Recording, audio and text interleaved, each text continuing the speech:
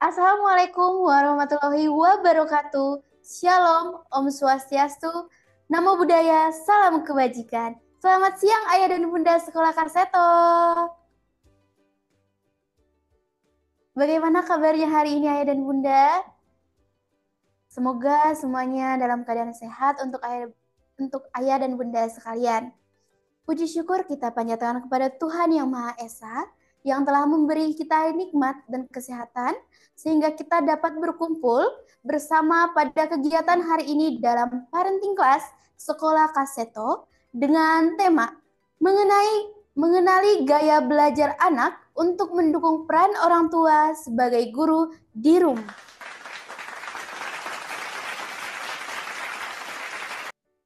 Untuk mengawali kegiatan kita pada siang hari ini, izinkan saya untuk membacakan sebuah pantun untuk ayah dan bunda. Pergi ke sekolah naik metro mini, pulangnya pakai permadani. Nama saya Marsha yang akan memandu acara hari ini. Ayah dan bunda boleh memanggil saya dengan sebutan Kak Marsha. Sebelum memulai kegiatan hari ini, izinkan Kak Marsha untuk menginformasikan hal-hal yang perlu kita perhatikan selama seminar. Yang pertama, ayah dan bunda dimohon untuk mute atau menonaktifkan mikrofon di Zoom meeting selama seminar berlangsung. Yang kedua, ayah dan bunda akan dipersilahkan untuk mengajukan pertanyaan melalui kolom chat dan dapat bertanya secara langsung pada sesi tanya jawab di akhir materi. Dan yang ketiga, ayah dan bunda dipersilahkan untuk menggunakan virtual background yang telah disediakan. Selanjutnya, Kak Marsha akan memberikan susunan kegiatan parenting class hari ini, yaitu yang pertama pembukaan, yang kedua doa dan foto bersama, yang ketiga perkenalan narasumber, yang keempat sesi presentasi oleh narasumber, yang kelima sesi tanya jawab, dan yang terakhir closing statement dan penutup. Demikian susunan acara kita hari ini untuk ayah dan bunda. Kak Marsha berharap ayah dan bunda tetap semangat sampai dengan akhir acara nanti. Selanjutnya, mari kita untuk kelancaran hari ini kita berdoa terlebih dahulu. Berdoa sesuai keyakinan masing-masing. Berdoa dimulai.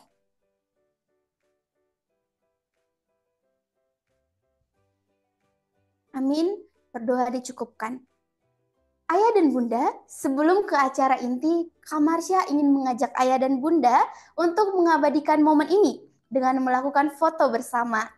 Silahkan kepada ayah dan bunda untuk mempersiapkan pose terbaiknya dan Kak Marsha akan membantu ayah dan bunda untuk foto bersama.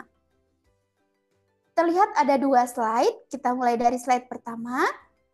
Kak Marsha hitung dalam 1, 2, 3. Oke, sekali lagi ayah dan bunda untuk slide yang kedua. 1, 2, 3. Oke, baik. Terima kasih ayah dan bunda semuanya. Baik, ayah dan bunda. Selanjutnya kita beranjak ke acara inti. Acara yang paling kita tunggu-tunggu bersama, yaitu materi seminar yang akan disampaikan oleh narasumber hebat dan juga keren kita pada hari ini.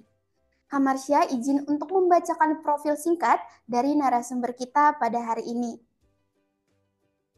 Dengan nama Ibu Lina Erliana MPSI Psikolog, dengan pendidikan Universitas Persada Indonesia YAI Jakarta S2 Magister Profesi Psikologi 2023.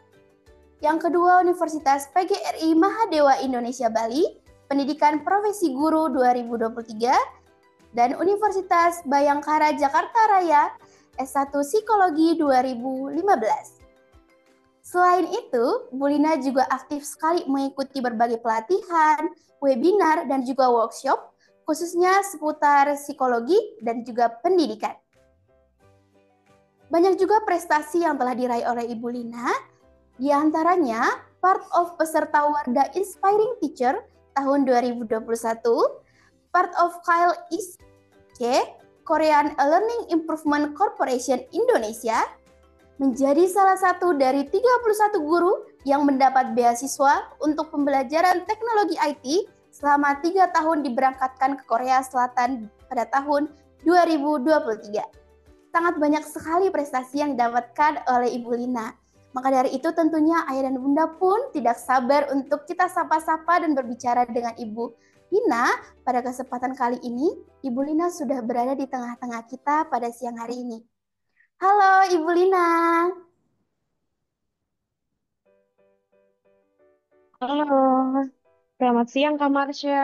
Selamat Selamat siang siang ya Ibu. Bunda. Bagaimana kabarnya hari ini Ibu? Alhamdulillah baik Kak Marsha. Gimana nih Kak Marsha sendiri kabarnya? Baik juga Ibu. Terima kasih Ibu.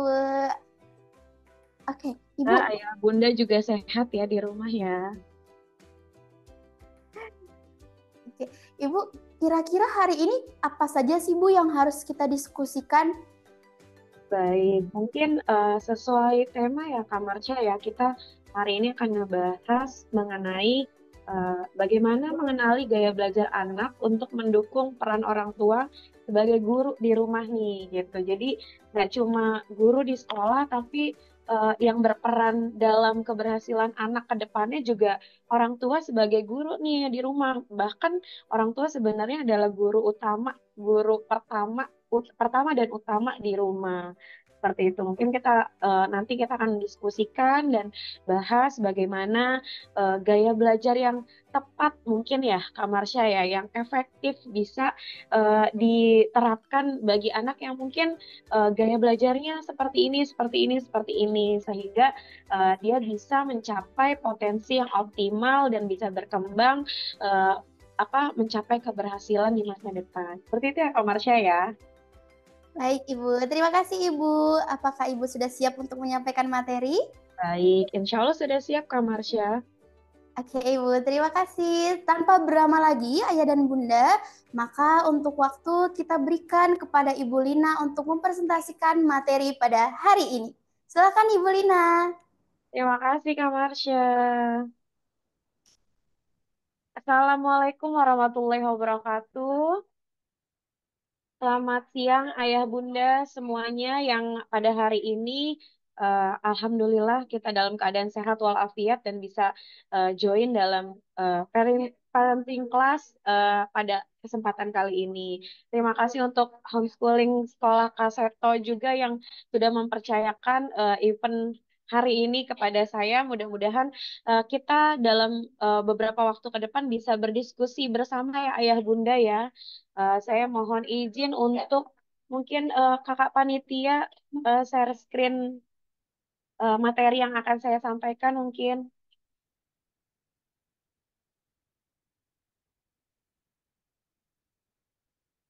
Baik. Oke, sesuai dengan tema ya Ayah Bunda ya, kita hari ini akan membahas mengenai bagaimana sih mengenal gaya belajar anak untuk kita sebagai orang tua di rumah, juga sebagai guru di rumah, mendukung anak-anak ini supaya bisa belajarnya lebih efektif, lebih efisien, dan mereka bisa mencapai potensi yang optimal. Nah, tentu untuk itu sebelum yang kita membahas macam-macamnya dan lain-lainnya, mungkin Ayah Bunda juga perlu tahu nih, ada gaya belajar ini tuh apa sih sebenarnya? Kalau gaya, namanya gaya ya Ayah Bunda ya, mungkin slide-nya selanjutnya Kak Punten. Ya. Nah, mungkin kalau kita ngomongin gaya belajar ini merupakan kombinasi antara cara seseorang dalam menyerap pengetahuan dan cara mengatur serta mengolah informasi dan pengetahuan yang didapat. Sehingga gaya belajar ini merupakan gayanya si anak nih, ayah bunda. Ketika si anak ini mendapatkan informasi, mendapatkan pengetahuan yang mungkin sebelumnya sudah didapat nih, atau mungkin sebelumnya belum pernah sama sekali dipelajari, belum pernah didengar, belum pernah didapatkan. Nah, bagaimana dia mengkombinasikan ini diterapkan dalam kegiatan belajarnya? Apakah bisa sesuai dengan passionnya? Apakah nanti bisa sesuai dengan minat dan bakatnya gitu? Apakah dengan gaya belajar yang seperti bagaimana sih mungkin ayah bunda bisa melihat, oh kayaknya anak saya gaya belajarnya seperti ini. Karena ketika gaya belajarnya yang diterapkan atau informasi yang dia dapat dia bisa terapkan dengan baik, artinya itulah yang mencirikan atau menggambarkan oh gaya belajarnya yang tepat yang seperti ini gitu. Jadi itu ya ayah bunda yang mungkin ayah bunda pun sudah bisa melihat dari bagaimana keseharian putra-putrinya di rumah, bagaimana mengkombinasikan ilmu pengetahuan yang didapat dari sekolah, dari tempat bimbelnya, dari lingkungan luar yang ada di rumah, kemudian informasi itu diserap dan diolah kembali, sehingga itu yang kita kenal atau kita bisa lihat dengan gaya belajar anak tersebut gitu. Nah, kemudian Kak, mungkin next lagi.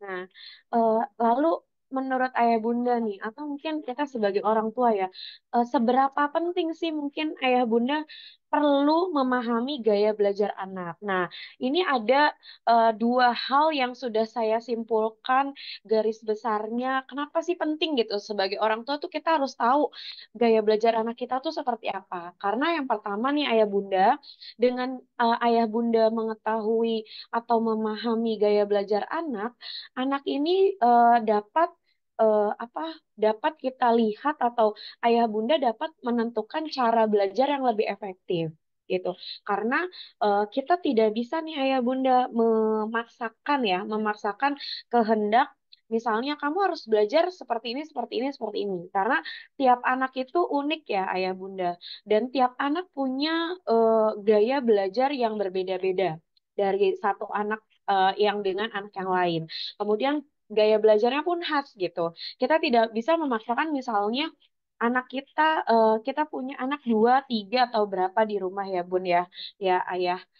Nah, tidak selalu misalnya ketiga anak kita atau anak-anak kita itu di rumah mungkin gaya belajarnya sama, walaupun lahir dari rahim yang sama, dari ibu yang sama gitu, atau dari pola pengasuhan yang sama. Tapi bisa jadi mungkin anak pertama gaya belajarnya mungkin nanti akan saya bahas lebih lanjut, ada visual mungkin, kalau anak kedua lebih ke auditorinya, anak ketiga lebih ke kinestetik. Nah, itu juga bisa berbeda-beda seperti itu. Atau mungkin eh, punya tiga anak, yang dua anak ini lebih cenderung ke auditori, sedangkan kalau yang satu lebih ke misalnya kinestetik gitu. Itu tidak menutup kemungkinan seperti itu. Sehingga ayah bunda ini penting banget nih tahu gaya belajar anak tuh yang ini, yang kelas SMP itu gaya belajarnya apa, yang SD ini tuh gaya belajarnya apa sih, sehingga dia bisa belajar secara efektif dan bisa lebih menyenangkan ketika belajar gitu. Karena kalau kita memaksakan kamu harus belajar seperti ini, tapi gaya belajarnya tuh tidak tepat gitu, tidak sesuai dengan keinginan anak, tidak sesuai dengan passion anak, itu akan menjadi beban untuk anak ayah bunda gitu. Jadi itulah pentingnya memahami gaya belajar anak. Yang pertama. Yang kedua, setelah kita pahami ayah bunda sebagai orang tua di rumah, guru di rumahnya, kita jadi bisa mengetahui nih bagaimana memanfaatkan kemampuan belajar secara maksimal nih ayah bunda. Jadi kita tahu, oh anak kita tadi sudah kita sebutkan misalnya yang anak pertama misalnya visual gitu gaya belajarnya. Yang kedua lebih ke auditori, yang ketiga lebih ke kinestetik. Nah, kita bisa manfaatkan gaya belajar ini. Oh, mungkin ayah bunda bisa research gitu kan, bisa cari literasi. Oh, kalau gaya belajar yang visual itu tepatnya treatment ke anaknya seperti apa. Oh, kalau gaya belajar visual harus begini gitu, atau mungkin harus dileskan dengan metode pembelajaran atau micro teaching yang seperti ini gitu. Nah, ayah bunda jadi tahu nih memanfaatkan, oh supaya bisa kemampuannya lebih berkembang lagi, bisa lebih optimal, oh harus begini. Kita manfaatkan tuh dari pengetahuan, dari pemahaman kita, karena sudah mengetahui atau memahami gaya belajar anak. Jadi itu ya ayah bunda yang alasannya kenapa pentingnya kita sebagai orang tua, sebagai guru di rumah harus paham atau perlu mengetahui gaya belajar anak tuh apa sih, anak kita tuh gaya belajar yang cocok apa sih, atau yang selama ini bisa diterapkan dan hasil belajarnya baik itu yang bagaimana gitu ayah bunda. Nah, kemudian Kak dilanjut next slide. Nah, tadi saya udah nyinggung-nyinggung nih Ayah Bunda, ada 3 macam gaya belajar yang perlu kita kenali. Ada visual, ada auditori, ada kinestetik nih Ayah Bunda. Gitu. Nah, kita akan bahas nih satu persatu. Nah, mungkin Ayah Bunda bisa nanti kita sharing nih, oh kalau anak saya kayak lebih mendekati yang ciri ini, atau mungkin putra-putri saya kayak lebih mendekati yang ciri ini, gitu. Nanti mungkin bisa kita sharing. Nah, Kak, di next slide lagi, kita bahas satu persatu. Yang pertama ini ada gaya belajar visualnya ya Bunda. Gaya belajar visual ini biasanya anak yang visual, yang gaya belajar visual dia akan cenderung interest ketika belajar melalui penglihatan. Mereka juga suka melihat sesuatu yang bentuknya gambar-gambar, diagram, video, atau yang demonstrasi gitu. Nah, ciri-cirinya nih Ayah Bunda perlu kita ketahui. Yang pertama, ini ada biasanya kita bisa lihat anak ini cenderung melihat sikap, gerakan, dan apa cara gerakan bibir si guru yang menjelaskan. Ini kalau gaya belajar visual, karena namanya visual ya Ayah Bunda ya. Jadi dia melihat, indera penglihatan yang lebih dominan gitu. Jadi melihat nih misalnya anak itu, kalau misal gaya belajar visual itu, kalau saya sebagai praktisi pendidikan di sekolah, misalnya melihat, oh anak itu kalau kita lagi ngejelasin gitu ya Bun ya, ini melihat, mendengarkan, melihat dengan seksama, sampai kita jalan pun itu dia pasti ngikutin sambil sambil memperhatikan gitu. Jadi melihat sikapnya, sikap, gerakan, dan gerakan bibir si guru yang menjelaskan gitu. Dan ketika ditanya dia bisa menjelaskan apa yang tadi disampaikan oleh gurunya gitu. Artinya gaya belajarnya lebih ke dominannya lebih ke visualnya Ayah Bunda gitu. Nah, yang kedua, ciri yang kedua ini biasanya anak yang gaya belajar visual, biasanya dia bukan pendengar yang baik nih Ayah Bunda saat berkomunikasi, karena dia lebih ke indera penglihatan.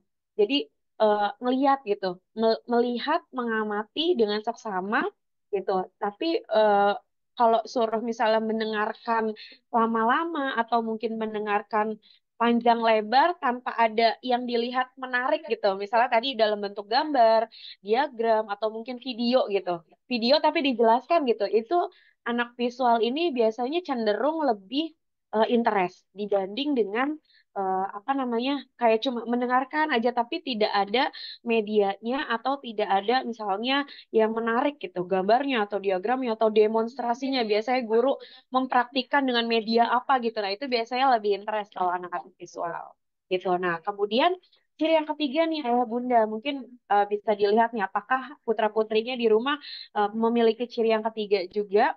Biasanya saat mendapat tugas ya untuk melakukan sesuatu, anak visual ini biasanya akan melihat teman-teman lainnya dulu.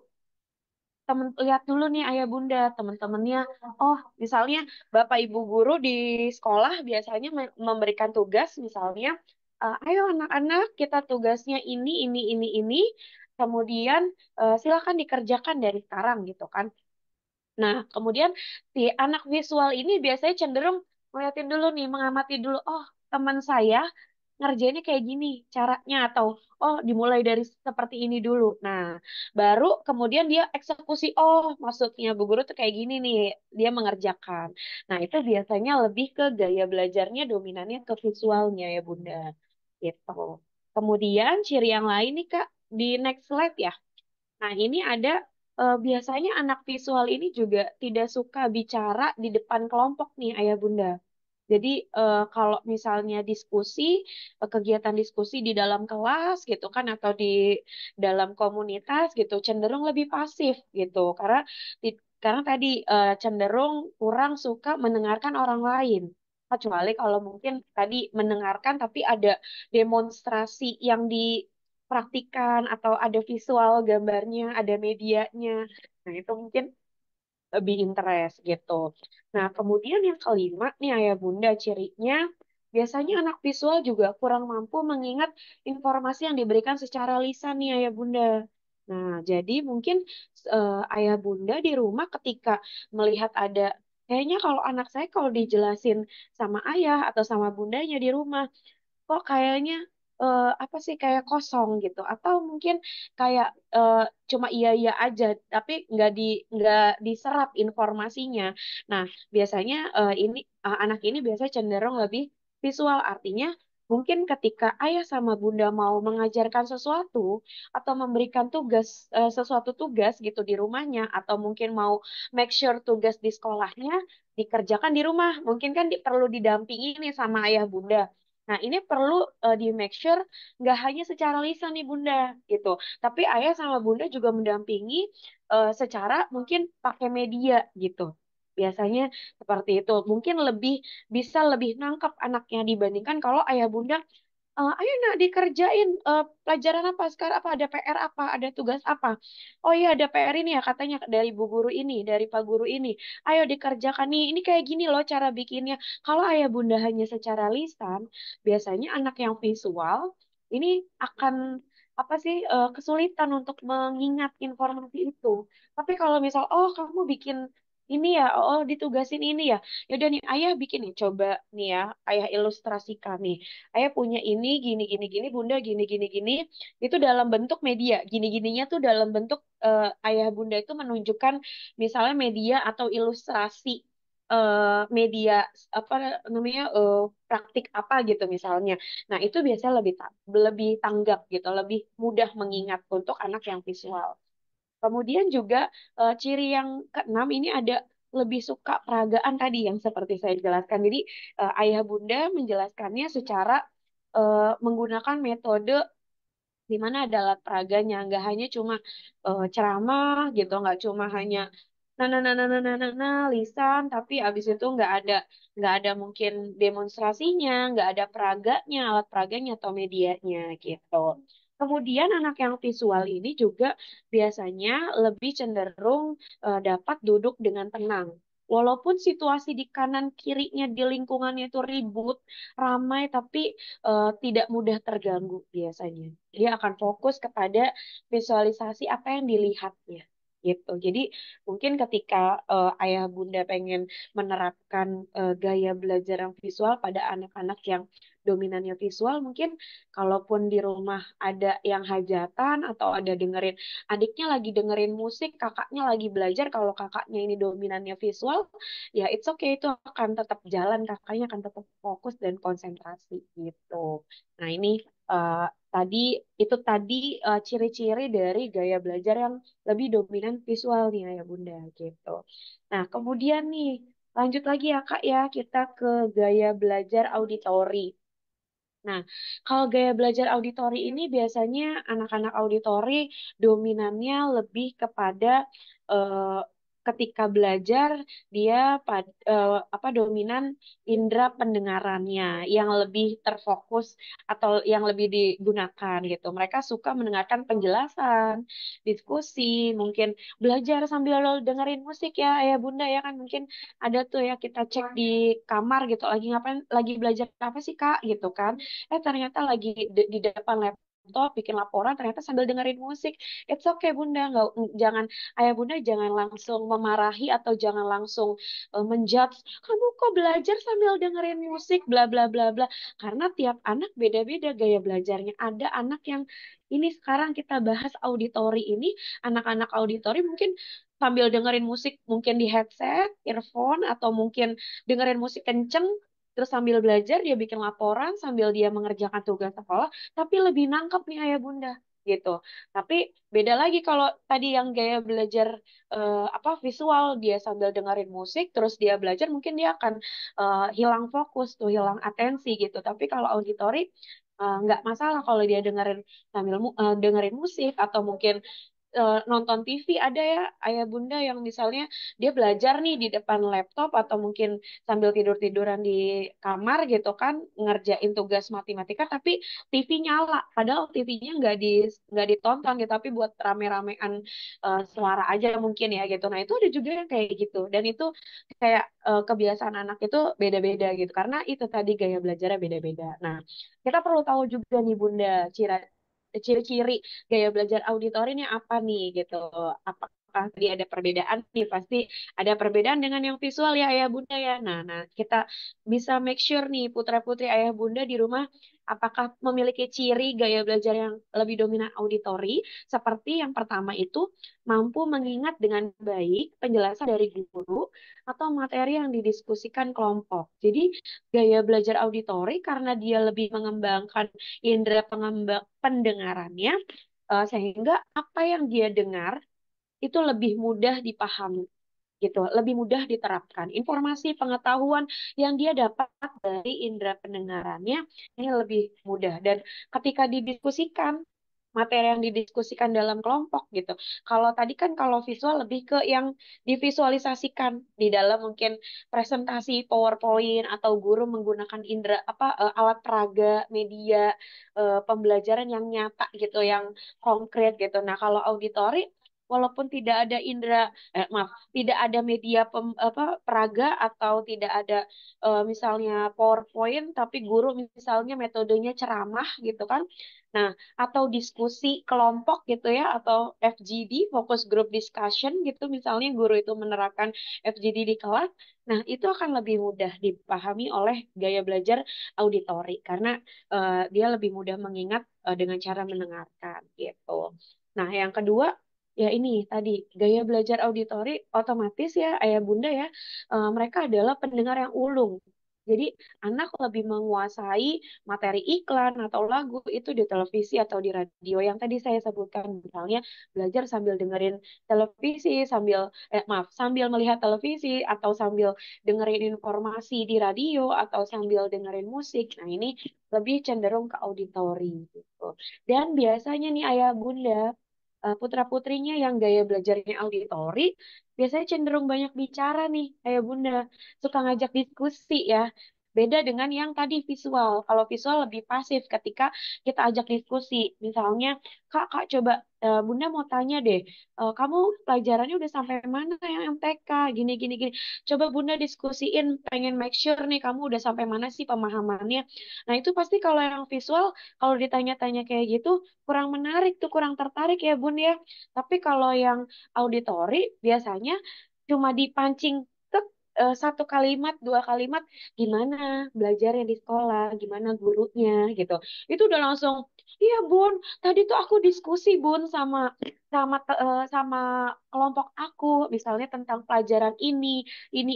Oh panjang tuh dia ceritakan sampai semuanya 1 jam pelajaran, 2 jam pelajaran yang dia diskusikan mungkin akan diceritakan, akan direview ceritakan ke sama ayah bunda gitu, karena memang cirinya gaya belajar auditori cenderung banyak bicara ya ayah bunda ya gitu. Nah, kemudian lanjut lagi Kak, next slide. Ciri yang selanjutnya ini adalah kalau yang auditori ini cenderung tidak suka membaca, dan pada umumnya bukan pembaca yang baik nih ayah bunda, tapi dia bisa mengingat atau apa namanya, tahu nih bacaan biasanya dari mendengarkan cerita ulang. Mungkin ada nih, kayak saya sering melihat ada beberapa anak ya di sekolah ya ayah bunda, misal gini, lu udah ini belum udah belajar belum buat ulangan misalnya PKN gitu ya Bun ya. Buat ulangan PKN. Nah, ulangan PKN itu misalnya kan lebih banyak kayak bacaan-bacaan misalnya undang-undang, terus apa namanya, tentang apa sih pengertian misalnya nasionalisme dan lain-lain gitu.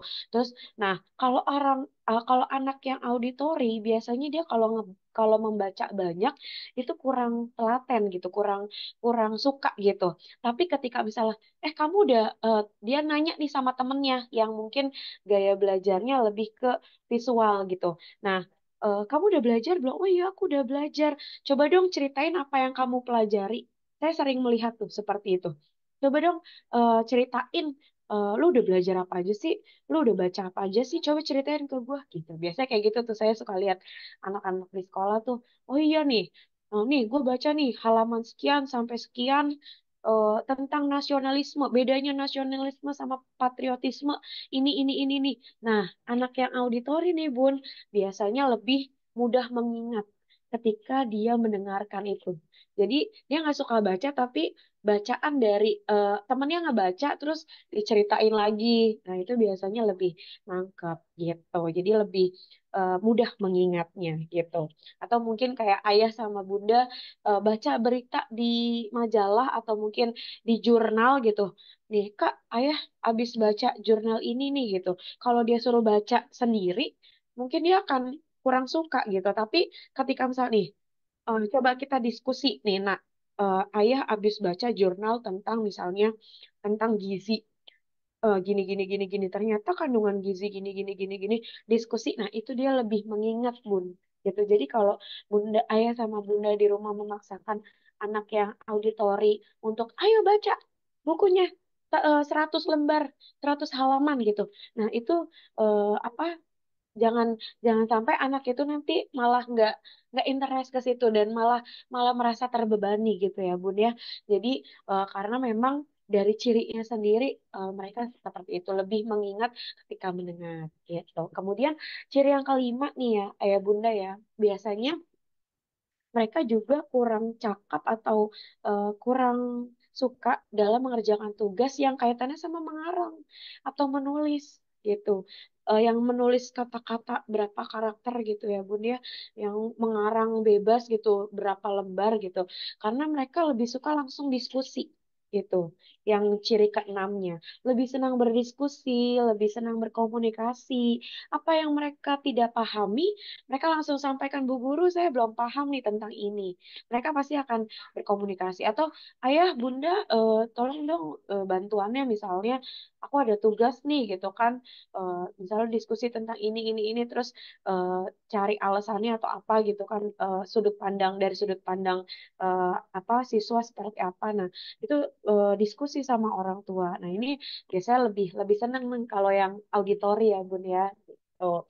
Kemudian ciri yang terakhir di gaya belajar auditori, biasanya juga mereka kurang tertarik memperhatikan hal-hal baru di lingkungan sekitar. Jadi kalau ada papan pengumuman di pojok kelas gitu itu kurang interest gitu karena mereka bukan visual ya, tapi lebih mendengar apa yang disampaikan gitu. Jadi kalaupun yang ada papan pengumuman lucu-lucu gitu padahal informasinya tuh bagus gitu kan, ada warna-warninya, itu buat auditori kurang menarik. Tapi kalau untuk visual itu lebih menarik. Seperti itu ya Ayah Bunda ya. Nah, kemudian gaya belajar yang ketiga nih Ayah Bunda, kita mau bahas nih. Oke. Nah, gaya belajar yang ketiga ini ada kinestetiknya ya Bunda. Di mana anak kinestetik belajarnya biasanya melalui pengalaman fisik nih ya Bunda. Gitu. Mereka suka bergerak, mereka suka bermain, mereka suka melakukan aktivitas langsung. Jadi nggak suka tuh teori-teori atau mendengarkan atau melihat kayak seperti yang tadi, kalau visual kan lebih suka melihat yang lucu-lucu, yang warna-warni, yang menarik gitu.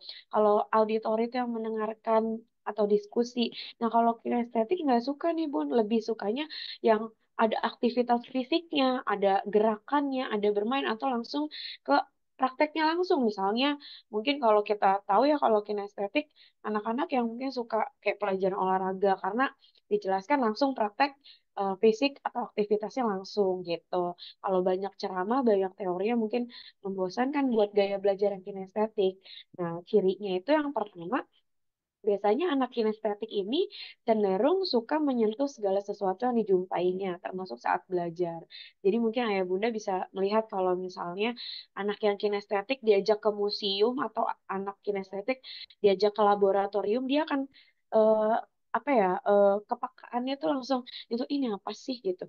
Pengen tahu ini apa sih, ini tabung apa sih, ini tabung reaksi apa sih bedanya, kayak gitu. Itu langsung apa yang mereka lihat, apa yang mereka jumpai langsung disentuh gitu. Ada sentuhan fisiknya ya Bun ya. Kemudian yang kedua, itu ada sulit berdiam diri atau duduk manis nih Bun gitu.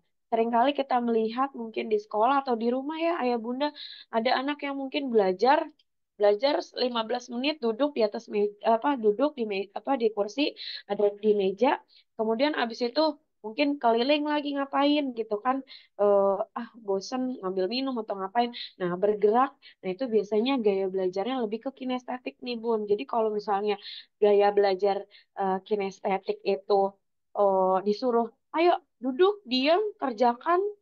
Kalau belum selesai nggak boleh kemana-mana, nggak boleh keluar dari kamar. Nah, ini kayaknya kurang tepat nih ayah bunda kalau menerapkan tipe-tipe metode pembelajaran di rumah yang seperti itu gitu. Karena kalau misalnya kinestetik, ya dia tentunya akan beraktivitas gitu, akan melakukan sesuatu gerakan ketika belajar. Nah, kemudian ciri yang ketiga ini mengerjakan segala sesuatu yang memungkinkan tangannya aktif gitu. Jadi nggak cuma ketika belajar nggak cuma pasif diem aja gitu, tapi tangannya aktif mengerjakan sesuatu, melakukan sesuatu atau membuat mengcreate sesuatu yang hasilnya ya yang kadang mungkin out of the box gitu kan ya Bapak Ibu gitu kan. Jadi oh sambil belajar tapi sambil bikin ini gitu kok bisa gitu. Nah itu biasanya anak-anak gaya belajar kinestetik ya Bun ya. Gitu. Kemudian ada ciri yang selanjutnya Kak ada di next slide. Nah, di next slide ini ada biasanya suka menggunakan objek nyata sebagai alat bantu belajar. Objek nyata misalnya dia belajar tentang apa ya namanya informasi tentang IT gitu. Ya, dia langsung nih objek belajar nyatanya dia terfokus sama laptop atau ngutak-ngutik handphone gitu kan. Nah, itu udah langsung tuh Bun. Kalau yang kinestetik nggak suka kalau cuma mendengarkan doang atau cuma apa namanya melihat visualnya doang gitu. Nah, kemudian ciri yang kelima ini sulit menguasai hal-hal abstrak seperti peta, simbol dan lambang. Jadi langsung konkret gitu ya Bun ya. Tadi kan suka menggunakan objek yang nyata gitu. Jadi apa namanya anak-anak kinestetik memang cenderung suka yang sulit akan kesulitan ketika harus dihadapkan dengan peta ini membaca peta bagaimana atau simbol-simbol atau lambang-lambang seperti itu. Dan kemudian ciri yang keenam ini anak yang kinestetik biasanya menyukai praktek atau percobaan ya Bun ya. Jadi suka langsung praktek, nggak suka lama-lama dijelaskan atau dikasih alat peraga, tapi nggak dipraktekkan gitu. Dia lebih suka dipraktekkan langsung, dicoba langsung. Kemudian juga menyukai permainan dan aktivitas fisik seperti yang tadi karena memang dominan kinestetik ini ya langsung ke aktivitas fisik, melakukan gerakan, melakukan aktivitas langsung. Seperti itu. Mungkin ini ada dari tiga ciri nih, ayah bunda, visual, auditori, kinestetik. Mungkin ayah bunda bisa langsung mereview nih di dalam ingatan, oh kayaknya anak saya lebih ke kinestetik, oh anak saya lebih ke visual, oh lebih ke auditori, seperti itu. Karena ciri-cirinya kayaknya lebih banyak kan yang di auditori nih, oh berarti apa ya tadi penerapannya ketika auditori misalnya ya jangan terlalu banyak misalnya gambar-gambar atau misalnya tampilan-tampilan jadi perlu diskusi gitu lebih suka diskusi dibanding melihat sesuatu yang menarik gitu mungkin. Nah kemudian lanjut lagi nih Kak. Nah, bagaimana nih ayah bunda mengenali gaya belajar anak?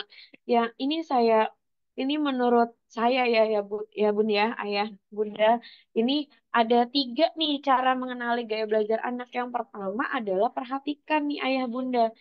Ayah bunda di rumah perlu memperhatikan cara anak belajar dan memahami materi. Kayak kita mungkin memperhatikan, mengamati, terus melihat, terus kita menilai, kok kayaknya anak saya dari keseharian yang ada di rumah, ciri-cirinya lebih dominan ke yang tadi auditori atau kinestetik atau visual gitu. Jadi yang pertama otomatis ayah bunda harus punya waktu untuk memperhatikan secara khusus gitu. Karena mungkin ayah bunda kan yang apa ya, yang ada di rumah gitu, yang bisa melihat langsung keseharian anak seperti apa. Walaupun mungkin ada juga mungkin ayah bunda yang keduanya ayah dan bundanya bekerja dan ketika melihat apa memperhatikan anaknya itu hanya di misalnya di waktu sore sampai malam kan ketika belajar itu seperti apa itu juga bisa kita amatin kita bisa perhatikan yang kedua tanyakan nih ayah bunda kita perlu nih tanya kita perlu juga make sure ke anak sebenarnya apa sih gimana sih belajar yang menyenangkan buat mereka bagaimana sih apa belajar yang mereka inginkan gimana sih mungkin kita sebagai orang tua, pendamping guru di rumah yang diharapkan atau yang ada di ekspektasi anak kita tuh pengennya kamu tuh pengennya ayah sama bunda yang seperti apa sih ketika mendampingi belajar, atau pengen diciptakan suasana yang seperti apa sih ketika belajar di rumah, seperti itu. Mungkin ayah bunda perlu dari hati ke hati tanyakan gitu kan. Jadi selain memperhatikan, make sure-nya juga dengan menanyakan ke anaknya langsung. Dan yang ketiga, mencoba nih bunda, ayah, cobalah berbagai metode pembelajaran dan amati respon anak. Ketika ayah bunda mungkin kayak kayaknya saya belum yakin nih anak saya 100% ke auditori, tapi bisa juga kadang dia juga visual gitu. Nah, mungkin ayah sama bunda juga perlu menerapkan metode pembelajaran yang trial and error gitu. Misalnya, oh coba kalau anak saya dikasih metode yang seperti ini, responnya seperti apa? Oh, dengan metode seperti ini ternyata anak saya belajarnya lebih optimal gitu, lebih bagus kata gurunya di sekolah, impact-nya di sekolah dapat nilai bagus, dapat nilai yang terbaik dan lain-lain gitu. Nah, kalau misal, oh berarti ini perlu nih diterapkan selanjutnya. Tapi kalau misalnya metode pembelajaran ayah bunda ternyata diterapkan yang misalnya yang seperti ini, yang seperti itu gitu, ternyata responnya tuh ternyata nggak baik gitu. Oh, anak kok kayak jadi terbebani, stres, kemudian burnout dalam belajar. Nah, itu mungkin perlu di stop atau perlu diubah gitu. Challenge-nya adalah metode pembelajaran apa yang mungkin perlu tepat, yang lebih tepat lagi selain yang sudah diterapkan. Seperti itu mungkin ya Bunda ya. Itu cara tiga, tiga tips dari saya mengenali gaya belajar anak yang perhatikan, tanyakan, dan coba. Seperti itu. Kemudian Kak, next slide. Nah, kemudian apa sih Bun, Ayah, manfaatnya, manfaat mengetahui gaya belajar anak gitu. Seperti yang tadi saya bahas di awal, penting ya Bun ya untuk memahami gaya belajar anak sehingga kita juga tahu nih manfaatnya. Manfaatnya adalah anak ini bisa meningkatkan kemampuan untuk belajar dan memahami materi gitu. Kadang ada anak yang misalnya, mohon maaf ya Bun, saya pernah ada di sesi konsultasi di mana orang tuanya, Bu, ini tuh saya bingung ya, anak saya udah dielesin, udah saya ajarin, ayahnya ajarin, ternyata apa pemahamannya ya segitu-gitu aja gitu. Nah, khawatirnya kenapa anak itu tidak mengembangkan atau meningkat kemampuannya karena gaya belajar yang diterapkan sama ayah bunda itu tidak tepat gitu. Jadi manfaat yang kita dapatkan setelah kita mengetahui dan mentreat gaya belajar anak, ya ini kita bisa tahu nih kemampuan anak bisa meningkat atau enggak. Terus bisa meningkatkan kemampuan anak dalam belajar dan memahami materi lebih baik lagi. Dan yang kedua, biasanya membantu anak belajar lebih menyenangkan dan termotivasi gitu. Anak, Bun, kalau misalnya belajarnya senang, termotivasi, biasanya hasilnya juga akan optimal. Potensi yang dimilikinya juga akan berkembang secara optimal. Beda dengan anak yang mungkin kalau belajar tuh kayak ngerasa tertekan, ngerasa terbebani gitu. Artinya ada yang perlu dievaluasi nih. Mungkin gaya belajarnya, metode pembelajaran ayah bunda di rumah yang mungkin belum tepat dengan metode dengan gaya belajar yang sesuai dengan passion anak itu gitu. Jadi kalau misalnya kita udah tahu gaya belajar anak, ya manfaatnya kita bisa memotivasi anak dan menciptakan lingkungan yang menyenangkan, lingkungan belajar yang menyenangkan buat anak seperti itu. Kemudian yang terakhir nih Bun, bisa meningkatkan interaksi dan komunikasi antara orang tua dan anak gitu. Jadi anak pun jadi bisa interaksi, misalnya Bun, aku kayaknya nggak terlalu interest nih, misalnya Bunda ngelesin aku di misalnya di les apa namanya kumon, atau misalnya di les apa namanya les bahasa ini, karena aku lebih interest ke les bahasa yang lain gitu, atau mungkin lebih suka metode pembelajaran matematika yang seperti ini gitu kan, daripada yang ayah sama bunda leskan ke aku gitu. Jadi kan ada komunikasi, jadi dari komunikasi itu kan bisa dievaluasi Bun gitu, dievaluasi apakah sudah tepat atau belum nih apa metode pembelajaran yang diterapkan oleh ayah bunda, atau treatment treatment yang ayah bunda berikan ke anak itu apakah sudah efektif gitu untuk mencapai potensi optimal nih buat anak gitu. Mungkin seperti itu ya Bun ya manfaatnya. Kemudian Kak, next slide.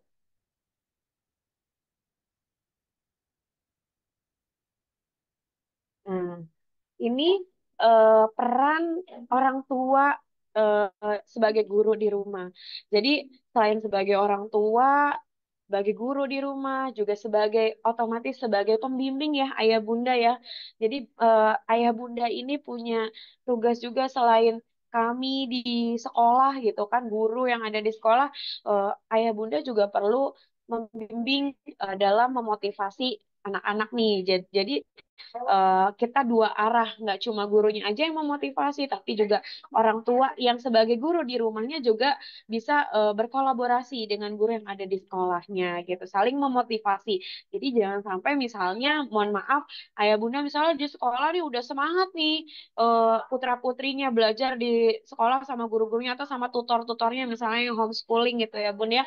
Nah, ternyata belajar sama guru di homeschoolingnya udah oke motivasinya, ternyata pas sama ayah bunda di rumah malah jadi motivasinya kurang nih gitu. Nah ini mungkin tadi yang perlu dievaluasi tentang menerapkan gaya belajar atau metode pembelajaran yang sesuai dengan gaya belajar mereka seperti itu. Karena ayah dan bunda ini sebagai pembimbing. Kemudian juga pendukung ya, otomatis ayah bunda memberikan dukungan dan semangat kepada anak tentunya karena eh, apa ya, faktor pendukung utama keberhasilan anak ya paling utama di rumah adalah ayah dan bunda gitu. Yang keduanya kan ada di sekolah para gurunya gitu. Kemudian sebagai rekan ayah dan bunda juga berperan sebagai rekan nih, di mana ketika anak-anak itu kesulitan dalam belajar gitu kan, ayah dan bunda bergabung dalam proses belajar dan menciptakan suasana yang menyenangkan, bukan malah menciptakan suasana yang membuat stres anak tersebut gitu. Jadi ayah dan bunda kolaborasi, apa sistemnya kolaboratif dengan anak seperti itu. Mungkin ya jadi pembimbing, jadi pendukung, jadi rekan juga yang sehingga anak ini bisa mengoptimalkan potensinya. Seperti itu ya ayah bunda ya. Next slide, Kakak. Oke, sudah. Jadi mungkin seperti itu ayah bunda eh, bagaimana mengenali gaya belajar anak yang bisa mendukung peran orang tua sebagai guru di rumah yang sudah saya simpulkan, yang sudah saya presentasikan secara ringkas dan mudah-mudahan bisa dipahami ayah bunda dan mungkin bisa ya Kak ya bisa langsung mungkin ada yang mau bertanya, diskusi atau apa sharing ya Bun ya. Bagaimana anaknya di rumah silakan. Kak Marsha mungkin mohon dibantu kalau ada yang bertanya. Hmm. Oke, Izin. baik. Wow, penjelasannya sudah sangat jelas ya, ya Bunda, Ayah dan Bunda sekalian. Penjelasan yang sangat bermanfaat untuk kita semuanya. Lalu sekarang terima kasih kepada Ibu Lina atas materinya yang luar biasa.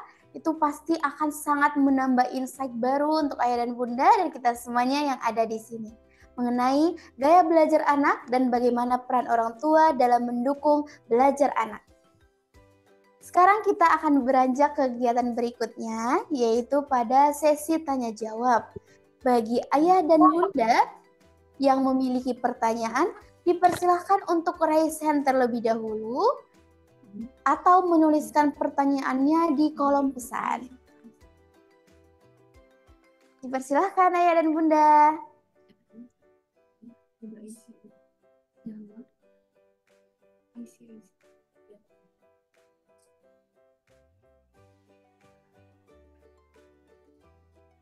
Dipersilahkan untuk bunda yang ingin bertanya. Ada Bunda Aisti Milvania kayaknya Kak. Dengan Bunda Om Adit ya. Silakan Bunda mungkin bisa langsung dinyalakan Oke. mic-nya. Oke. Assalamualaikum warahmatullahi wabarakatuh. Selamat siang. Mungkin suara saya kedengeran nggak ya Kak ya? Terdengar Bun. Oke, siang Kak Lina, Kak Marsha. Siang Dan Bunda. semuanya semoga sehat semua ya. Luar biasa hari ini saya kebetulan juga sambil belajar ini Kak Lina. Kebetulan lagi di kantor. Oh iya, Saya siap, Bun. hanya mohon apa ya diberikan tips untuk orang tua yang sibuk. Maksudnya orang tua yang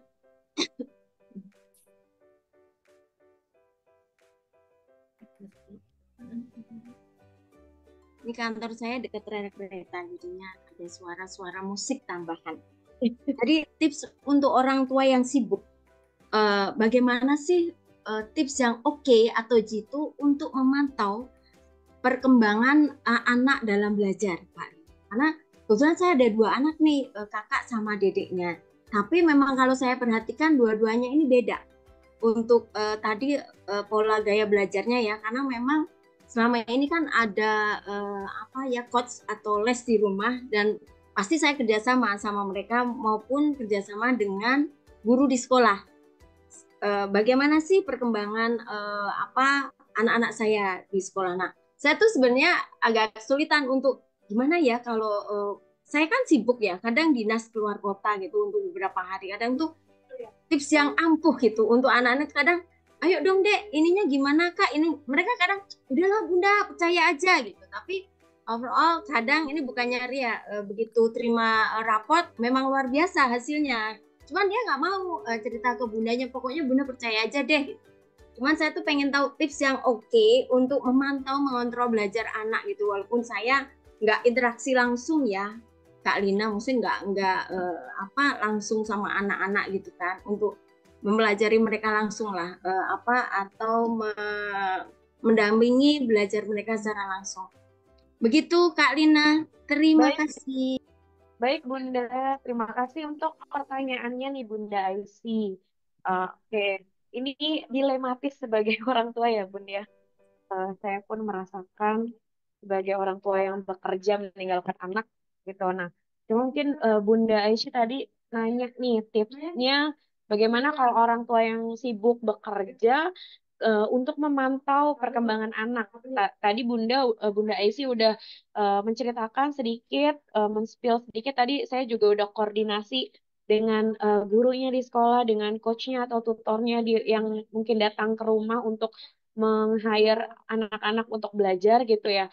Nah, mungkin juga perlu di sini kan sebenarnya memang kita kesulitannya di waktu ya, Bun ya. Tapi perlu juga mungkin Bunda membuat atau apa ya namanya, merencanakan time schedule di mana ada momen di mana pada saat mungkin Bunda pas senggang gitu ya atau di waktu-waktu tertentu Bunda perlu apa ya, make sure perkembangan belajarnya tuh sampai mana dengan mungkin mengetes gitu, mengetes sendiri gitu. Kan tadi Bunda, saya dengar Bunda udah koordinasinya udah bagus sama guru dan Masya Allah tadi perkembangan hasil belajarnya si kakak dan adek udah oke gitu kan di sekolah gitu kan. Nah, itu kan sudah terlihat ya Bun ya, ayah Bunda bisa melihat dari perkembangan anak-anak itu kan dari report dari sekolah gitu. Dari report dari hasil nilai yang didapatkan di sekolah, gurunya menjelaskan seperti apa perkembangannya, itu kita bisa sebagai orang tua itu controlling yang paling utama ya Bun ya gitu. Tapi mungkin perlu juga kalau misalnya Bunda nanya tadi kan Bunda Esi cerita katanya kalau Kak ini gimana? Udah Bunda pokoknya percaya aja sama sama kita. Anak-anak zaman sekarang memang seperti itu Bun kalau kalau ditanya gitu kan ya. Nah, tapi mungkin perlu kayak gini. Kak coba deh Bunda misalnya pengen kalau misalnya ada misalnya Bunda mau ngasih ilustrasi kasus atau mungkin diskusi tentang sesuatu, misalnya jurnal atau informasi yang lagi sekarang tuh lagi viral gitu.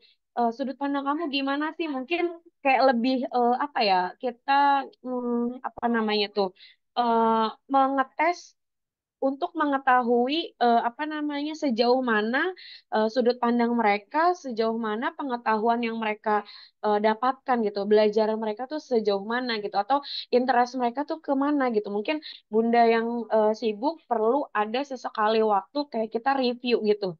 Jadi bukan cuma hanya bertanya gimana sekolahnya, gimana belajarnya, tapi kita udah langsung nih eksekusi Bun, karena yang saya lihat tipikal anak sekarang itu kalau ditanya yang maaf ya misalnya pertanyaan yang menurut mereka tuh menye-menye Bun, menurut mereka. Padahal menurut kita tuh ini tuh krusial banget gitu. Gimana perkembangan sekolah, gimana gurunya, gimana pelajaran.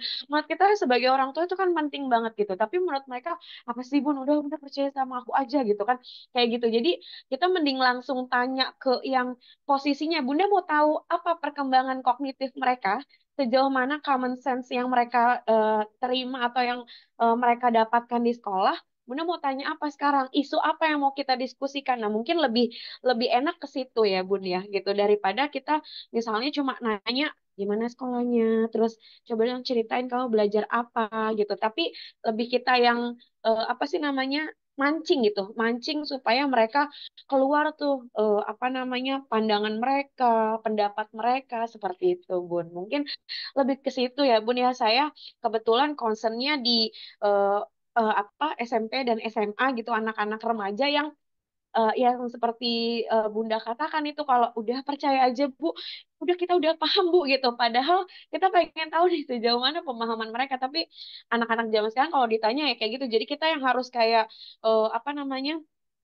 lempar bola untuk mancing mereka buat berpendapat gitu. Sebagai guru pun kita seperti itu. Gitu mungkin ya Bun ya. Jadi mungkin kan tidak sesibuk-sibuknya Bunda kan mungkin ada at the moment Bunda mungkin ada di rumah gitu. Mungkin seperberapa jam, seper hari libur apa gitu. Mungkin sepersekian detik pun ibaratnya mungkin coba deh Bunda mau tanya sini Kak gitu. Menurut kamu nih kalau misalnya ini gimana sih kalau fenomena ini gini coba ayo kita diskusi gitu. Jadi mungkin itu lebih menantang challenge buat mereka gitu ya Bun ya gitu. Jadi itu juga bisa kita bisa menilai dari situ Bun. Bisa memperhatikan oh anak saya ternyata anak saya paham ya kayak tentang ini gitu karena diajak diskusi nyambung gitu loh Bun. Gitu. Di luar dari yang tadi Bunda mungkin koordinasi sama guru itu otomatis lihat dari hasil belajarnya di sekolah seperti apa dari hasil report dari coachnya seperti apa itu udah otomatis kan itu yang tertulisnya gitu ya Bun tapi untuk apa bertanya langsung melihat langsung Bunda bisa mungkin menerapkan cara seperti itu gitu ya Bun ya itu mungkin dari saya Bun mungkin Oke. Bunda mm-mm. Ya, terima kasih Kak Lina. Sip, Ya nanti saya coba ya sedikit sama kasih terapi. sama siap Bunda mudah-mudahan Oke, bisa apa namanya memberikan insight gitu buat mereka jadi bisa lebih oke, terbuka sama Bunda ya siap oke. Bunda Terima kasih Kak Lina. Bunda. Oke, terima kasih Bunda Aisy dan juga Ibu Lina yang sudah menjawab penuh insight yang akan kita dapatkan. Selanjutnya ada pertanyaan dari Bunda Adit. Boleh dipersilakan Bunda? Silakan Bunda Adit. Ya, Assalamualaikum warahmatullahi wabarakatuh. Waalaikumsalam Iya, warahmatullahi Kak, itu tadi kan ada ciri-ciri bagaimana anak dengan gaya belajarnya. Setelah saya baca dan saya lihat, memang saya udah tahu anak saya itu punya dua dua apa ya? Eh, dua dua gaya belajar yang dua dominan gaya gitu ya Bun. belajar. Dia audiovisual iya, kinestetik iya. Jadi kadang-kadang kalau saya minta belajar baca, soalnya dia nggak bakal mau. Nah, untuk membimbing dia supaya dia mau belajar di rumah, mengulang pelajarannya di sekolah, bagaimana caranya? Jadi ini anak juga tahu bahwa dia punya kewajiban untuk mengulang pelajaran yang ada di sekolah. Sekian dan terima kasih ya, Kak. Baik, terima kasih Bunda Adit atas pertanyaannya. Bagus banget nih Bun. Jadi ini sering kali ada pertanyaan kayak gini. Eh, Bu kalau misalnya Kak kalau misalnya anak saya lebih dominan eh, gaya belajarnya tuh nggak cuma satu. Di tes psikologi pun ya Bun ya, saya juga sering kali melakukan asesmen tes gaya belajar kepada anak-anak di sekolah gitu. Yang muncul itu misalnya dari tiga gaya belajar yang dominan tuh dua, Bun. Misalnya anak ini cenderung auditori dan visual atau lebih cenderung auditori dan kinestetik gitu. Nah, ini bagaimana ketika menerapkan pembelajarannya? Yang idealnya tuh seperti apa? Apakah kita menerapkan yang lebih ke kinestetiknya langsung praktek langsung atau mungkin yang dengan menjelaskan ceramah gitu, karena auditori kan mendengarkan gitu kan, ini seperti apa. Nah, ini ketika anak yang dominannya ada lebih daripada satu gaya belajar, mungkin ayah bunda bisa mentreatment melihat, harus memperhatikan situasi dan kondisinya juga, Bun. Gitu. Karena yang namanya dominan dua berarti kan 50-50 gitu ya, Bun ya. 50% dia lebih dominan ke auditori, 50% lebih dominan ke visual, di mana tadi ciri-cirinya sudah saya jelaskan. Kalau misalnya Bunda memaksakan anak yang visual dan auditori, ayo baca, ayo mengulang gitu. Tapi dengan metodenya yang terfokus hanya pada satu metode gitu. Nah, ini mungkin akan kurang efektif. Tapi kalau misalnya mix and match antara auditori dengan visual ini, oh dia kan kalau kalau auditori kan lebih mendengarkan ya Bun ya, diskusi gitu. Nah, kalau apa namanya auditori dia kurang suka membaca banyak gitu.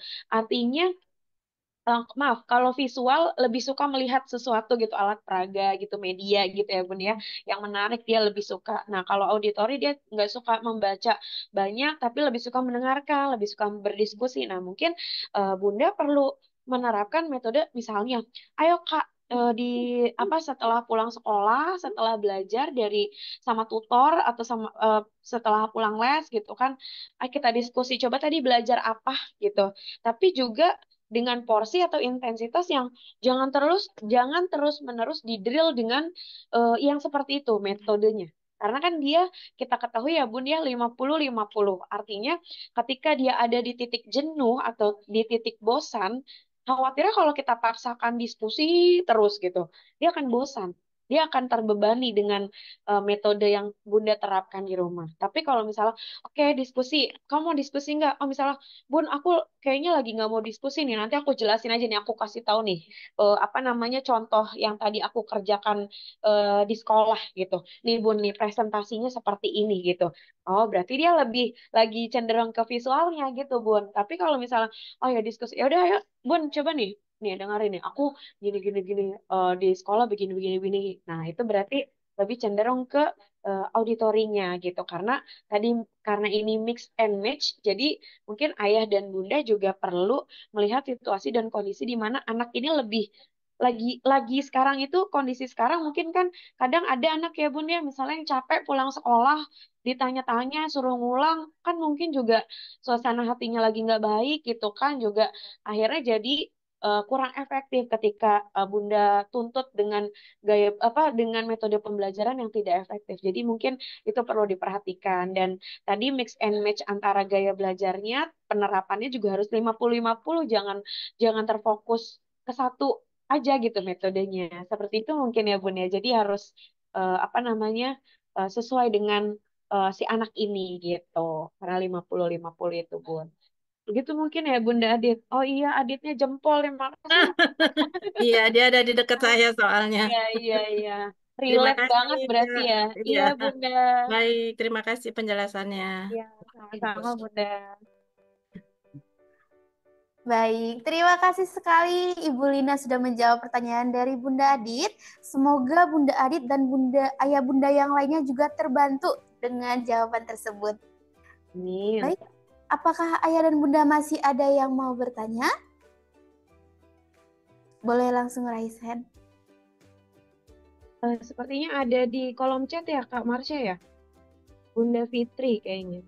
Izin memberi masukan untuk orang tua yang bekerja memiliki anak yang anak sekolah HS seperti checklist atau oh iya betul nih Bunda. Jadi ada masukan nih dari Bunda Fitri, saya baca di kolom chat. Kalau misalnya anak yang dengan orang tua yang sibuk bekerja juga bisa dengan membuat checklist atau kayak acuan secara rigid, hal-hal yang perlu dicek apa aja, mungkin tugas sekolahnya udah sampai mana, materi pembelajaran udah sampai mana, itu perlu kayak bikin kalau di sekolah tuh biasanya kayak buku kontrol gitu ya Bun ya, checklist dia itu misalnya belajar matematikanya udah sampai mana, terus pemahaman udah sampai mana dan lain-lain, itu bisa dibuat dengan metode checklist gitu ya. Terima kasih ya Bunda masukannya itu. Oke, tadi buat Bunda IT pertanyaannya. Itu Kak Marsha mungkin ada lagi pertanyaan. Baik, Ibu Lina. Ini ada beberapa pertanyaan dari form yang sudah diberikan. Oh iya, Kak bagus. Masya bantu untuk membacakan ya Ibu Lina untuk kita Iya, semua siap dan Kak juga Marsha. nanti ini adalah keresahan dari ayah dan bunda di rumah. Yang pertama, anak saya duduk di bangku SD.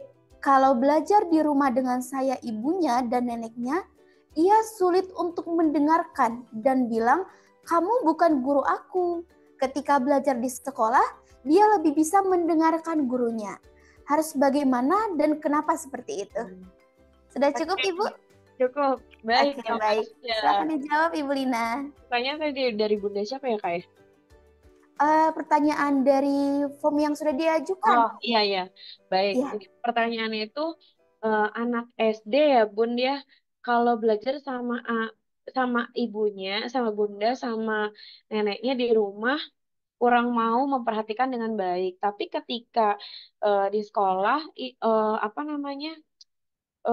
Dia apa lebih lebih cenderung suka memperhatikan gurunya dibandingkan orang tuanya. Nah, ini kalau misalnya kita meruntut ya ayah bunda ya dari fase perkembangan apa masa kanak-kanak ya karena kan SD nih ya. SD. Nah, ini memang secara pemahaman penalaran mereka yang dimana kalau belajar atau misalnya yang memberikan materi penjelasan ya guru di sekolah gitu. Saya pun pernah menangani seperti ini gitu. Jadi ketika orang tuanya itu menjelaskan atau mengajarkan di rumah, oh, ya udah sih mak, aku kan dengerin kata guru aku kayak gini gini gini, lebih percaya sama gurunya daripada sama sama ibu atau ayahnya di rumah, sama bunda sama ayahnya di rumah gitu. Memang secara fase perkembangan seperti itu Bun. Jadi wajar-wajar saja. Nanti ketika mereka menjelang masuk anak-anak akhir, remaja gitu kan, anak-anak sekitar mungkin lulus SD, SMP, SMA gitu mereka juga nanti akan penalarannya akan nambah lagi, akan berkembang lagi gitu kan.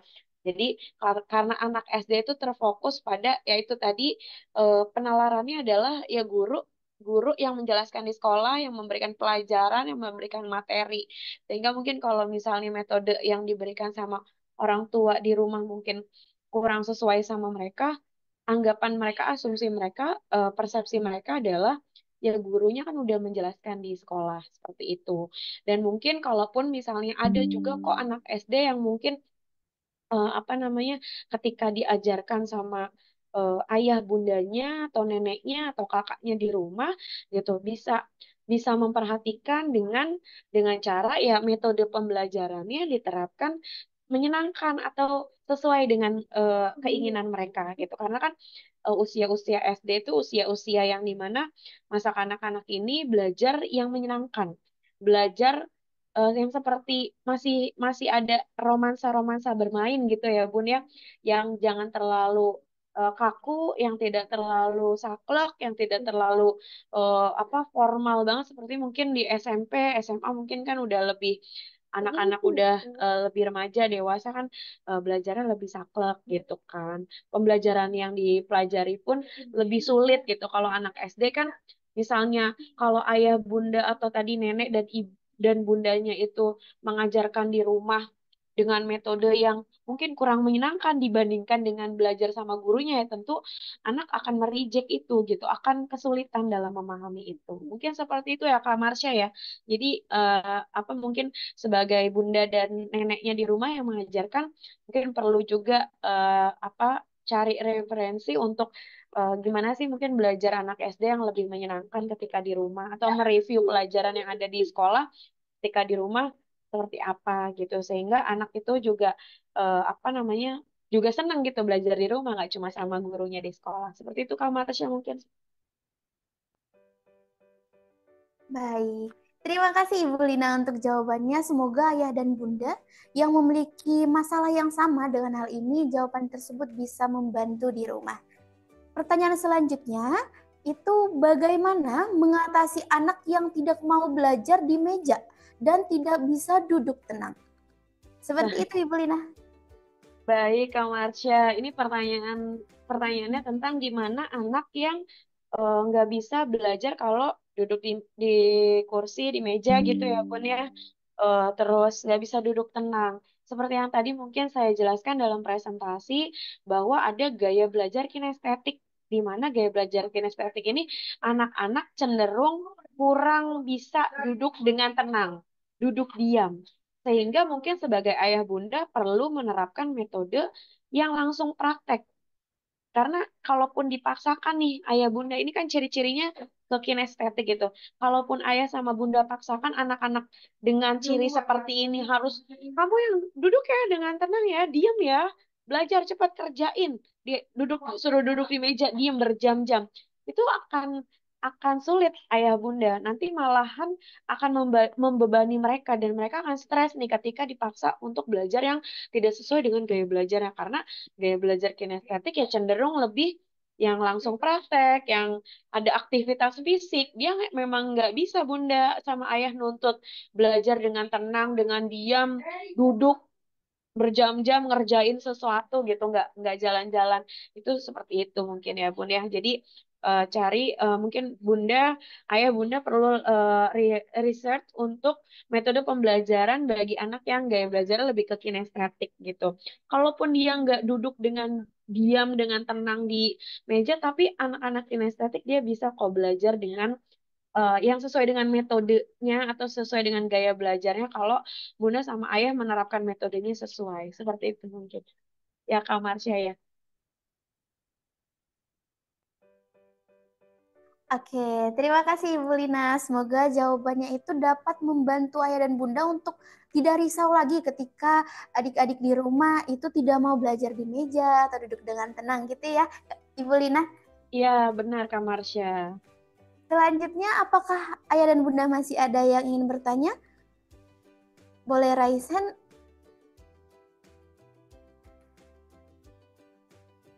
Oke, sepertinya belum ada kembali Ibu. Jadi kita akan membacakan kembali dari formulir yang sudah terkonfirmasi. Pertanyaan yang ketiga yaitu bagaimana cara terbaik untuk mengawasi anak yang sekolah secara online? Langsung boleh dijawab Ibu.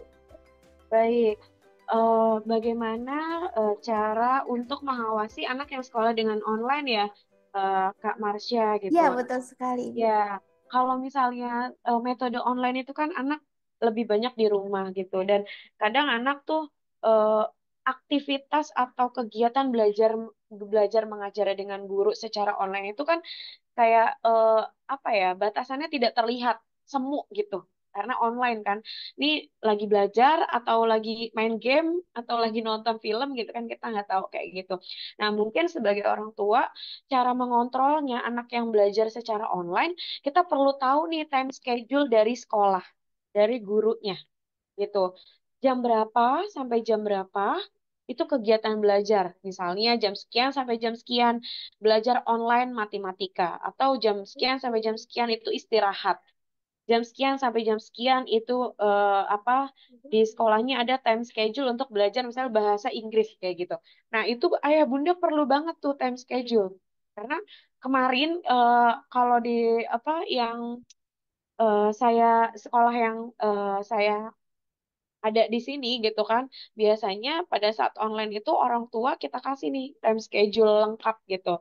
Nah, mungkin kalau online pun kan pasti akan dapat tuh dari sekolah jadwal belajar online-nya tuh dari jam berapa jam sampai jam berapa. Nah, sebagai orang tua kita yang perlu menegaskan, oh jam segini sampai jam segini kan ada kelas kamu online. Kenapa main game? Kenapa ini? Jadi harus lebih sering-sering mengontrol itu gitu, waktu-waktu tertentu, karena batasannya ketika belajar online di rumah sama belajar di sekolah itu tidak terlihat bun gitu, kurang kurang agak bias gitu. Kalau di sekolah kan kita jelas ya bun, misalnya oh anak ini belajar dari jam 8 maaf dari jam 7 sampai jam setengah 4, jelas pulang setengah 4 oh dia udah nggak ada pembelajaran di sekolah, mungkin tinggal ada mengerjakan tugas rumah atau pekerjaan rumah gitu, PR gitu, PR yang diberikan sama guru seperti itu. Tapi kalau online perlu juga orang tua kita mengontrolnya, lihat jadwal pelajarannya, online-nya dari jam berapa sampai jam berapa. Kemudian yang kedua, koordinasi dengan biasanya guru, wali kelas atau tutornya gitu kan.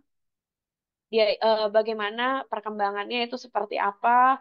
Apakah mengikuti pembelajaran? Khawatirnya ketika belajar online itu mudorotnya adalah apa ya?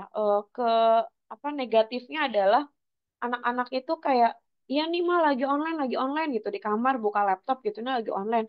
Padahal ternyata pas di cross check sama gurunya, oh iya Bun, ini putra Bunda, putri Bunda tidak mengikuti pembelajaran online di jam segini sampai jam segini dengan guru ini. Nah, ternyata mereka mengerjakan hal yang lain di depan laptop gitu. Jadi itu mungkin perlu perlu dilakukan juga. Kemudian juga bisa nih seperti tadi saran dari Bunda Fitri bisa menggunakan metode checklist. Misalnya kalau online itu dalam sehari berapa mata pelajaran yang di-online-kan, berapa jam, kemudian ada tugas nggak? Mungkin per hari ayah sama Bunda perlu review sama guru yang bersangkutan atau apa namanya konfirmasi sama sekolah. Misalnya hari hari ini anak saya ada tugas apa, belajar belajar atau enggak dan sebagainya itu perlu direview juga. Mungkin seperti itu ya Kak Marsha ya kalau online pengontrolannya.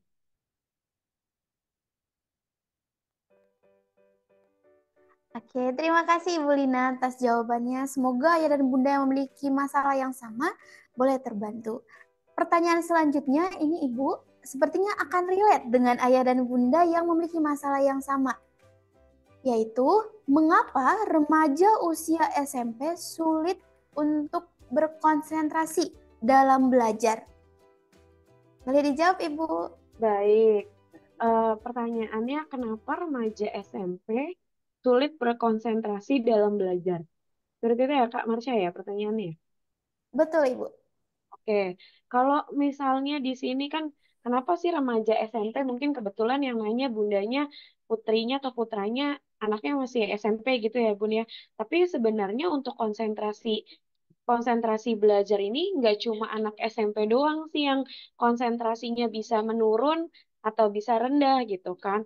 Ini bisa juga terjadi pada anak SD atau anak SMA ketika anak tersebut belajarnya ada di dalam lingkungan belajar yang tidak menyenangkan atau mungkin ada demotivasi di mana anak itu tidak kurang memiliki motivasi belajar atau motivasi untuk mengetahui pengetahuan yang diberikan sama guru tersebut. Jadi sebenarnya kalau ngelihat dari generalnya nggak cuma hanya anak SMP aja nih Kak Marsha, tapi bisa juga anak kita yang SD atau anak kita yang SMA pun kalau misalnya memang konsentrasi belajarnya lagi menurun, bisa saja gitu. Atau konsentrasi belajar rendah, itu bisa saja mungkin terjadi gitu. Tapi kalau misalnya kita melihat lagi nih dari sudut pandang fase perkembangan remaja gitu kan. Memang kan fase remaja ini lagi di tahap di mana mereka lagi mencari jati diri.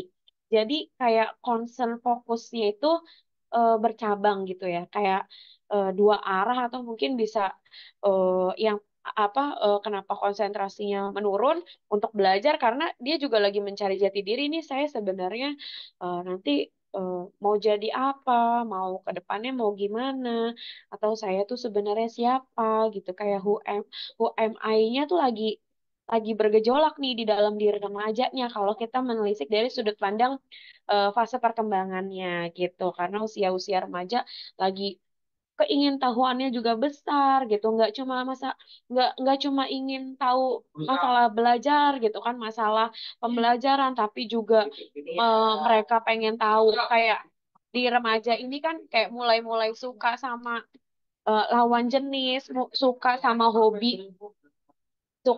hobi-hobi yang mungkin sebelumnya waktu SD belum berkembang, terus usia SMP, remaja mulai berkembang sehingga konsentrasi belajarnya mulai menurun gitu itu juga bisa gitu karena ada misalnya yang anak SMP tuh ikut ekskul, ikut organisasi itu lebih terfokus ke situ dibanding mungkin belajar gitu. Nah, itu juga jadi salah satu faktor juga. Seperti itu mungkin ya Kak Marsha ya. Ya, oke Ibu. Berarti kita akan melihat kembali lingkungan anak-anak kita itu mereka lagi sibuk apa gitu ya Ibu Lina ya. Betul, betul. Jadi lingkungan sosialnya tuh seperti apa sih sekarang gitu kan? Kalau kita tadi yang saya bilang lihat dari fase perkembangannya, memang masa remaja ini kan masa krusial di mana dia storm and stress, cari jati diri, terus yang tadinya mungkin SD kan eh, apa belum belum tahu misalnya kayak suka lawan jenis, terus tertarik sama lawan jenis, terus mungkin di SMP udah mulai suka lawan jenis gitu, terus jadi kayak konsentrasi belajarnya kayak mikirin yang aduh suka-sukaan, cita-citaan gitu. Terus yang mungkin kayak passionnya mulai berkembang di remaja ini gitu. Waktu SD kan mungkin ekskul misalnya cuma ada beberapa doang, tapi pas di SMP kan ekskul, ekstrakurikuler, terus organisasi itu kan mulai banyak ya Kak Marsha ya. Jadi mungkin kayak mereka saya pengen coba ekskul ini, pengen coba ekskul ini, sehingga konsentrasi untuk belajar fokus akademiknya bisa menurun gitu, karena kan atensinya terbagi di ekskul, di fase perkembangannya, kemudian di yang lain-lain ke apa hal-hal menarik yang mungkin menarik minat mereka gitu, sehingga konsentrasi belajarnya bisa bisa turun gitu, bisa bisa lebih rendah. Walaupun tadi yang saya bilang ya Kak Marsha, sebenarnya kalau masalah konsentrasi nggak cuma di anak SMP doang, tapi kalau kita lihat fase perkembangannya, permasalahan di remajanya ya, mungkin faktor-faktor yang tadi saya sebutkan itu jadi pemicu yang lebih dominan gitu. Mungkin dibandingkan kalau SMA gitu kan, masa-masa SMA mungkin udah lebih subtle gitu, udah lebih dewasa, udah lebih bisa menentukan arah gitu, dibanding mungkin anak SMP seperti itu ya mungkin ya ayah bunda ya. Oke, terima kasih Ibu Lina. Iya. Baik, pertanyaan yang mungkin akan menjadi penutup pada pertanyaan hari ini, yaitu bagaimana cara mendampingi anak belajar di rumah sesuai gaya belajarnya, terutama untuk orang tua tunggal dengan anak berkebutuhan khusus. Oke, baik. Pertanyaan terakhir ya Kak Marcia ya. Iya, betul sekali, Bu. Bagaimana cara mendampingi Anak mendampingi belajar di anak? rumah Mm-mm. dengan sesuai gaya belajarnya, terutama untuk orang tua tunggal dengan anak berkebutuhan khusus. Orang tua tunggal ya Kak Marsha ya. Iya, betul Jadi sekali. tentu ya tentunya mungkin eh, dengan apa kita mau mendampingi anak eh, seperti apa belajarnya di rumah. Tadi kan kita sudah bahas ya Kak Marsha ya. Jadi orang tua perlu tahu dulu nih eh, gaya belajar yang tepat untuk anak ini atau passionnya itu apa gitu. Mungkin apa orang tua atau ayah sama bunda ini, tapi ini orang tua tunggal ya kamar saya. Jadi ini misalnya bunda atau ayah gitu kan perlu tahu dulu nih putra atau putri kita gaya belajarnya apa, visual, auditori atau kinestetik. Kemudian kita terapkan secara langsung dan kebetulan tadi sesuai pertanyaan, kebetulan putra atau putrinya berkebutuhan khusus. Nah, ini perlu juga metode atau treatment yang mungkin ditambah treatment yang berbeda dengan anak yang mungkin yang anak-anak yang lain gitu. Kalau misalnya kita udah tahu nih anak kita gaya belajarnya apa, sekalipun mungkin anak berkebutuhan khusus itu mereka pasti punya kelebihan ayah bunda. Mereka itu pasti punya minat dan bakat yang bisa kita perhatikan, bisa terlihat pada saat di rumah belajarnya seperti apa. Gitu bahkan mungkin apa di luar dari yang kita kira gitu. Anak-anak berkebutuhan khusus yang ternyata punya potensi lebih daripada anak lain gitu. Oh, gaya belajarnya dia kayaknya lebih suka misalnya kayak apa sih apa namanya main apa yang itu ya apa kamarnya namanya Ludo ya atau apa itu yang Rubik atau Lego, Bunda? Rubik ya bisa main Lego, bisa main Rubik apa Rubik ya Iya, permainan itu. betul Nah, sekali, ya. Bu. Nah, itu berarti ada misalnya dia kayaknya lebih cenderungnya kalau misalnya belajar matematika tapi sambil hitung-hitungan dari rubrik atau Lego atau permainan-permainan yang bisa meningkatkan kemampuan si anak tersebut. Nah, Bunda mungkin perlu tahu juga itu dulu gitu. Perhatikan itu. Kemudian untuk treatmentnya, karena mungkin Bunda sebagai orang tua tunggal yang di mana sendiri gitu kan. Nah, perlu perlu juga ada pendampingan dari ahli gitu. Perlu apa namanya koordinasi atau mungkin komunikasi atau kan biasanya ada terapis gitu ya. Ada terapisnya ya Kak Marsha ya misalnya terapi dengan terapis perkembangannya seperti apa. Jadi walaupun Bunda sendiri tetap ada apa koordinasi, kemudian tetap ada referensi yang dimana harus seperti apa dan melakukannya dengan apa, tapi yang paling penting tadi Bunda tahu memahami gaya belajar si anak tersebut gitu kan. Bunda mentreatment atau menerapkan metode pembelajaran yang memang sesuai dengan anak tersebut, insya Allah anak tersebut bisa mencapai potensi optimalnya gitu. Kalau misalnya kita treatmentnya dengan sesuai gitu, dengan efektif yang memang sesuai dengan passion anak tersebut gitu. Seperti itu ya Kak Marsha ya. Baik, terima kasih Ibu Lina atas jawabannya. Dan itu pasti akan sangat memberikan banyak insight kepada ayah dan bunda yang ada di rumah. Dan semoga juga membantu untuk mengatasi keresahan yang terjadi pada anak-anak ayah dan bunda di rumah. Baiklah, sesi tanya jawab sudah selesai. Terima kasih untuk ayah dan bunda yang telah aktif berpartisipasi untuk menyampaikan pertanyaannya. Mari sekarang kita beranjak ke acara berikutnya, yaitu closing statement yang akan disampaikan oleh narasumber hebat kita. Kepada Ibu Lina, dipersilahkan untuk memberikan closing statement-nya. Baik, Ayah Bunda, terima kasih atas waktunya di kurang lebih 1 jam ini ya, Kak Marsha, ya, kita telah berdiskusi bersama.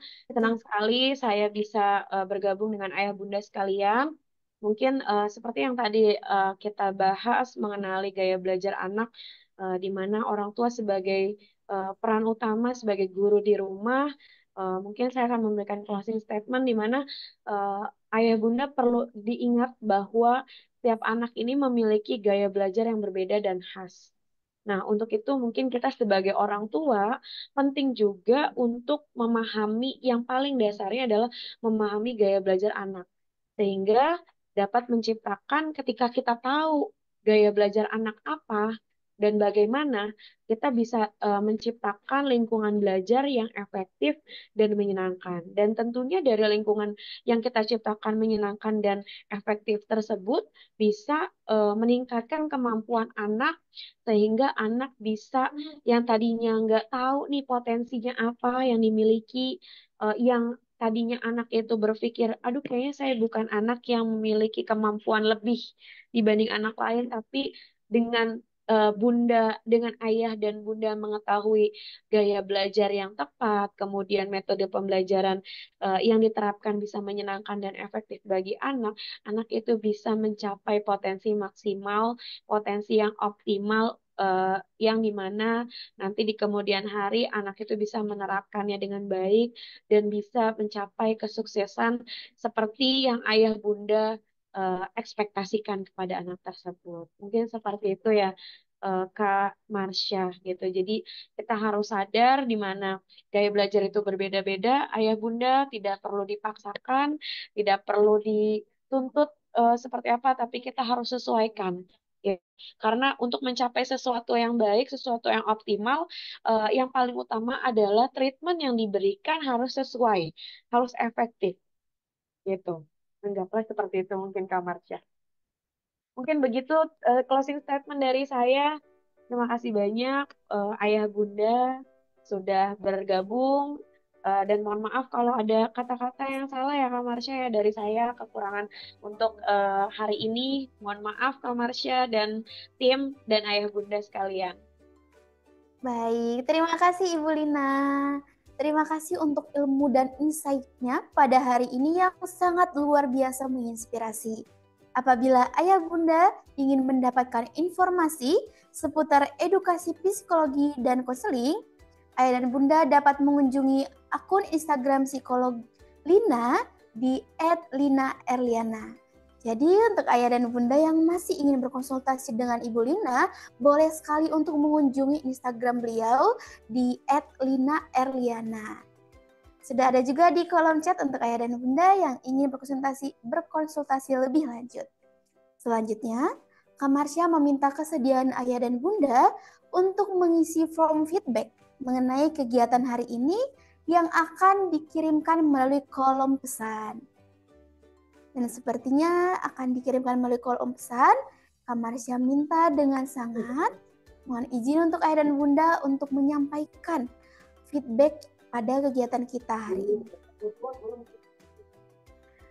Baik, Ayah dan Bunda, kita sudah sampai di penghujung acara. Kak Marsha ucapkan terima kasih untuk kehadiran Ayah dan Bunda. Semoga ilmu yang sudah didapatkan hari ini bisa bermanfaat untuk Ayah Bunda dan kita semuanya. Izinkan saya menutup kegiatan kita pada hari ini dengan satu pantun terakhir. Indah bunga di tengah taman, duduk santai makan ketan. Sampai jumpa Ayah dan Bunda sekalian. Saya, Kak Marsha, dan seluruh tim yang bertugas pamit undur diri. Mohon maaf apabila ada kesalahan kata dan perbuatan. Sampai jumpa di lain kesempatan di kegiatan parenting class berikutnya. Dan sampai bertemu kembali. Sampai jumpa Ayah dan Bunda. Terima kasih, Ibu Lina. Sama-sama Kak Marsha, terima kasih Kak Marsha dan kakak-kakak yang lain. Assalamualaikum. Ayah Bunda, terima kasih juga. Terima kasih, Kak. Waalaikumsalam warahmatullahi wabarakatuh. Waalaikumsalam.